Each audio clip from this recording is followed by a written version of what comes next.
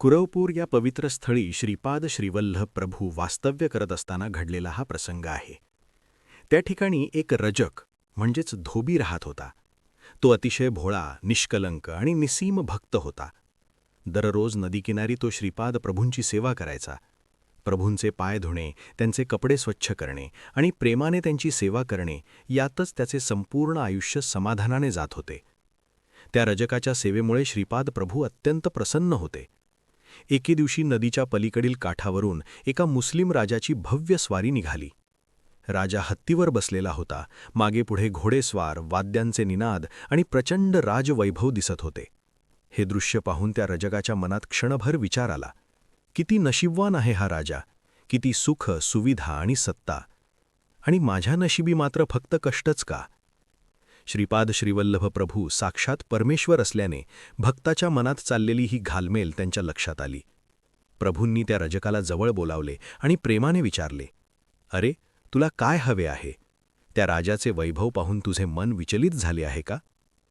रजक प्रथम घाबरला, पण प्रभूंच्या प्रेमळ नजरेसमोर त्याने सत्य कबूल केले. त्यालाही एकदा तरी असे राजवैभव भोगावेसे वाटत होते.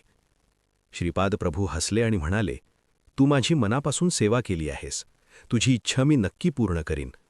पण या जन्मात तुझे वय झाले आहे, त्यामुळे पुढील जन्मात तू एका मोठ्या साम्राज्याचा राजा म्हणून जन्माला येशील आणि सर्व राजसुखे भोगशील." हे ऐकताच रजक रडू लागला. त्याला भीती वाटली, राजा झाल्यावर मी श्रीपाद प्रभूंना विसरून जाईन. तेव्हा श्रीपाद प्रभूंनी त्याला अभय दिले आणि म्हणाले, "काळजी करू नकोस. तू राजा झालास तरी माझी तुझ्यावर कृपा राहील.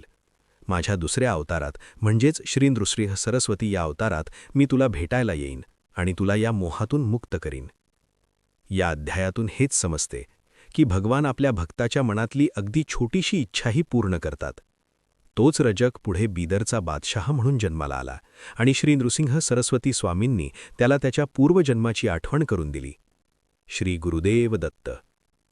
जर हा व्हिडिओ तुम्हाला आवडला असेल तर कमेंट करून नक्की सांगा की हा कितवा अध्याय आहे आणि श्री गुरुदेव दत्त लिहायला विसरू नका. अशाच नवनवीन व्हिडिओसाठी चॅनलला सबस्क्राईब करा. श्री गुरुदेव दत्त.